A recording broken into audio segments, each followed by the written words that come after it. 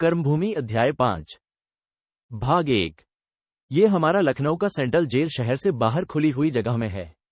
सुखदा उसी जेल के जनाने वार्ड में एक वृक्ष के नीचे खड़ी बादलों की घुड़दौड़ देख रही है। बरसात बीत गई है। आकाश में बड़ी धूम से घेर घार होता है पर छींटे पड़कर रह जाते हैं। दानी के दिल में अब भी दया है पर हाथ खाली है। जो कुछ था लुटा चुका। जब कोई अंदर आता है और सदर द्वार खुलता है तो सुखदा द्वार के सामने आकर खड़ी हो जाती है। द्वार एक ही क्षण में बंद हो जाता है पर बाहर के संसार की उसी एक झलक के लिए वह कई कई घंटे उस वृक्ष के नीचे खड़ी रहती है जो द्वार के सामने है। उस मील भर की चार दीवारी के अंदर जैसे दम घुटता है। उसे यहां आए अभी पूरे 2 महीने भी नहीं हुए, पर ऐसा जान पड़ता है दुनिया में न जाने क्या क्या परिवर्तन हो गए। पथिकों को राह चलते देखने में भी अब एक विचित्र आनंद था। बाहर का संसार कभी इतना मोहक न था। वह कभी कभी सोचती है उसने सफाई दी होती तो शायद बरी हो जाती, पर क्या मालूम था चित्त की यह दशा होगी। वे भावनाएं जो कभी भूलकर मन में न आती थीं, अब किसी रोगी की कुपथ्य चेष्टाओं की भांति मन को उद्विग्न करती रहती थीं। झूला झूलने की उसे कभी इच्छा न होती थी, पर आज बार बार जी चाहता था रस्सी हो तो इसी वृक्ष में झूला डालकर झूले। अहाते में ग्वालों की लड़कियां भैंसे चराती हुई आम की उबाली हुई गुठलियां तोड़ तोड़कर खा रही हैं। सुखदा ने एक बार बचपन में एक गुठली चखी थी। उस वक्त वह कसैली लगी थी। फिर उस अनुभव को उसने नहीं दोहराया, पर इस समय उन गुठलियों पर उसका मन ललचा रहा है। उनकी कठोरता, उनका सौंधापन, उनकी सुगंध उसे कभी इतनी प्रिय न लगी थी। उसका चित्त कुछ अधिक कोमल हो गया है, जैसे पाल में पड़कर कोई फल अधिक रसीला, स्वादिष्ट, मधुर, मुलायम हो गया हो। मुन्ने को वह एक क्षण के लिए भी आंखों से ओझल न होने देती। वही उसके जीवन का आधार था। दिन में कई बार उसके लिए दूध, हलवा आदि पकाती, उसके साथ दौड़ती, खेलती, यहां तक कि जब वह बुआ या दादा के लिए रोता तो खुद रोने लगती थी। अब उसे बार बार अमर की याद आती है। उसकी गिरफ्तारी और सजा का समाचार पाकर उन्होंने जो खत लिखा होगा, उसे पढ़ने के लिए उसका मन तड़प तड़प कर रह जाता है। लेडी मेट न ने आकर कहा, सुखदा देवी, तुम्हारे ससुर तुमसे मिलने आए हैं। तैयार हो जाओ, साहब ने 20 मिनट का समय दिया है। सुखदा ने चटपट मुन्ने का मुंह धोया, नए कपड़े पहनाए जो कई दिन पहले जेल में सिले थे, और उसे गोद में लिए मेट न के साथ बाहर निकली, मानो पहले ही से तैयार बैठी हो।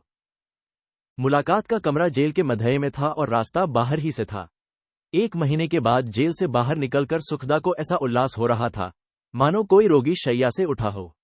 जी चाहता था सामने के मैदान में खूब उछले, और मुन्ना तो चिड़ियों के पीछे दौड़ रहा था। लाला समरकांत वहां पहले ही से बैठे हुए थे। मुन्ने को देखते ही गदगद हो गए और गोद में उठाकर बार बार उसका मुंह चूमने लगे।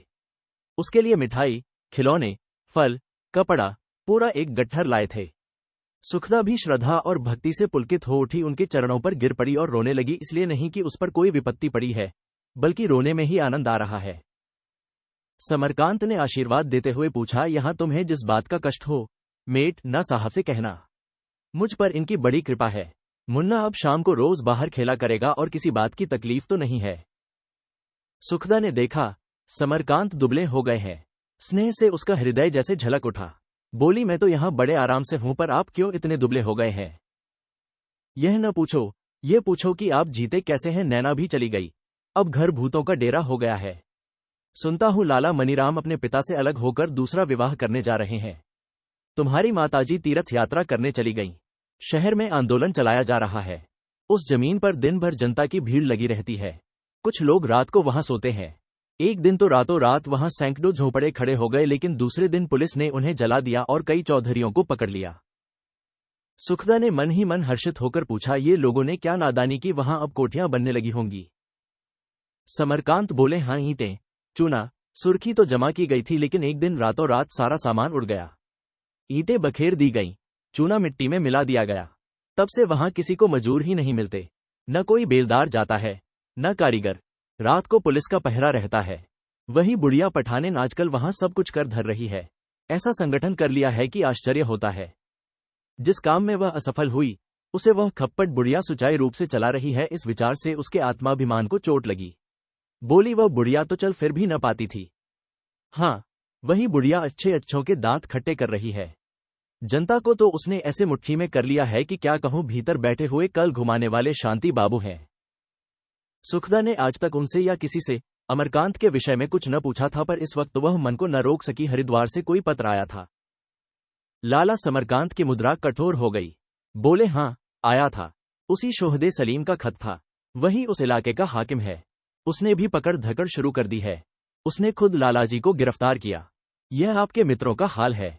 अब आंखें खुली होंगी। मेरा क्या बिगड़ा, अब ठोकरें खा रहे हैं। अब जेल में चक्की पीस रहे होंगे। गए थे गरीबों की सेवा करने। यह उसी का उपहार है। मैं तो ऐसे मित्र को गोली मार देता। गिरफ्तार तक हुए पर मुझे पत्र न लिखा। उसके हिसाब से तो मैं मर गया, मगर बुढ़ा अभी मरने का नाम नहीं लेता। चैन से खाता है और सोता है। किसी के मनाने से नहीं मरा जाता। जरा यह मुठमर्दी देखो कि घर में किसी को खबर तक न दी। मैं दुश्मन था, नैना तो दुश्मन न थी, शांति कुमार तो दुश्मन न थे। यहां से कोई जाकर मुकदमे की पैरवी करता तो A-B का दर्जा तो मिल जाता। नहीं, मामूली कैदियों की तरह पड़े हुए हैं आप। रोएंगे, मेरा क्या बिगड़ता है। सुखदा कातर कंठ से बोली, आप अब क्यों नहीं चले जाते। समरकांत ने नाक सिकोड़कर कहा, मैं क्यों जाऊं, अपने कर्मों का फल भोगे। वह लड़की जो थी सकीना, उसकी शादी की बातचीत उसी दुष्ट सलीम से हो रही है जिसने लालाजी को गिरफ्तार किया है। अब आंखें खुली होंगी। सुखदा ने सहृदयता से भरे हुए स्वर में कहा, आप तो उन्हें कोस रहे हैं। दादा, वास्तव में दोष उनका न था, सरासर मेरा अपराध था। उनका साथ तपस्वी पुरुष मुझ जैसी विलासिनी के साथ कैसे प्रसन्न रह सकता था। बल्कि यूं कहो कि दोष न मेरा था, न आपका, न उनका। सारा विष लक्ष्मी ने बोया। आपके घर में उनके लिए स्थान न था। आप उनसे बराबर खिंचे रहते थे। मैं भी उसी जलवायु में पली थी। उन्हें न पहचान सकी। वह अच्छा या बुरा जो कुछ करते थे, घर में उसका विरोध होता था। बात बात पर उनका अपमान किया जाता था। ऐसी दशा में कोई भी संतुष्ट न रह सकता था। मैंने यहाँ एकांत में इस प्रश्न पर खूब विचार किया है और मुझे अपना दोष स्वीकार करने में लेशमात्र भी संकोच नहीं है। आप एक क्षण भी यहाँ न ठहरें। वहां जाकर अधिकारियों से मिलें, सलीम से मिलें और उनके लिए जो कुछ हो सके करें। हमने उनकी विशाल तपस्वी आत्मा को भोग के बंधनों से बंध कर रखना चाहा था। आकाश में उड़ने वाले पक्षी को पिंजरे में बंद करना चाहते थे। जब पक्षी पिंजरे को तोड़कर उड़ गया तो मैंने समझा मैं अभागिनी हूं। आज मुझे मालूम हो रहा है वह मेरा परम सौभाग्य था। समरकांत एक क्षण तक चकित नेत्रों से सुखदा की ओर ताकते रहे, मानो अपने कानों पर विश्वास न आ रहा हो।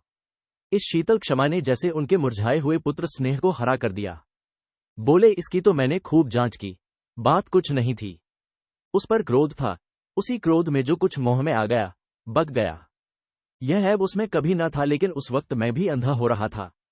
फिर मैं कहता हूं, मिथ्या नहीं, सत्य ही सही। 16 आने सत्य सही।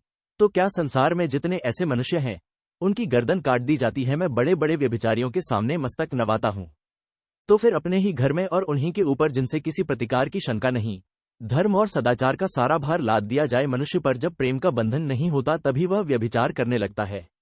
भिक्षुक द्वार द्वार इसीलिए जाता है कि एक द्वार से उसकी क्षुधा तृप्ति नहीं होती। अगर इसे दोष भी मान लूं तो ईश्वर ने क्यों निर्दोष संसार नहीं बनाया। जो कहो कि ईश्वर की इच्छा ऐसी नहीं है, तो मैं पूछूंगा, जब सब ईश्वर के अधीन है तो वह मन को ऐसा क्यों बना देता है कि उसे किसी टूटी झोंपड़ी की भांति बहुत सी थोनियों से संभलना पड़े। यहां तो ऐसा ही है जैसे किसी रोगी से कहा जाए कि तू अच्छा हो जा। अगर रोगी में सामर्थ्य होती तो वह बीमार ही क्यों पड़ता।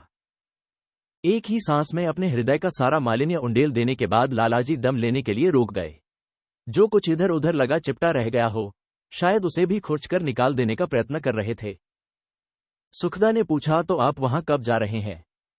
लालाजी ने तत्परता से कहा, आज ही, इधर ही से चला जाऊंगा। सुना है वहां जोरों से दमन हो रहा है। अब तो वहां का हाल समाचार पत्रों में भी छपने लगा। कई दिन हुए मुन्नी नाम की कोई स्त्री भी कई आदमियों के साथ गिरफ्तार हुई है। कुछ इसी तरह की हलचल सारे प्रांत, बल्कि सारे देश में मची हुई है। सभी जगह पकड़ धकड़ हो रही है। बालक कमरे के बाहर निकल गया था। लालाजी ने उसे पुकारा तो वह सड़क की ओर भागा। समरकांत भी उसके पीछे दौड़े। बालक ने समझा खेल हो रहा है और तेज दौड़ा। 2.5-3 साल के बालक की तेजी ही क्या, किंतु समरकांत जैसे स्थूल आदमी के लिए पूरी कसरत थी। बड़ी मुश्किल से उसे पकड़ा। 1 मिनट के बाद कुछ इस भाव से बोले, जैसे कोई सारगर्भित कथन हो, मैं तो सोचता हूं जो लोग जाति हित के लिए अपनी जान होम करने को हरदम तैयार रहते हैं, उनकी बुराइयों पर निगाह ही न डालनी चाहिए।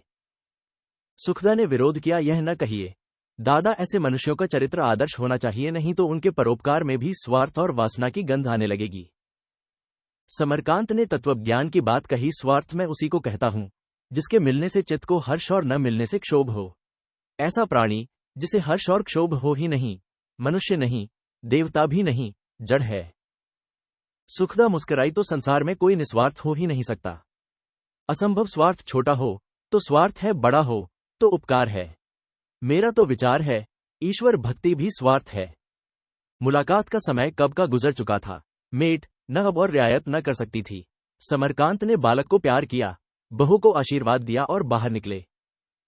बहुत दिनों के बाद आज उन्हें अपने भीतर आनंद और प्रकाश का अनुभव हुआ, मानो चंद्रदेव के मुख से मेघों का आवरण हट गया हो।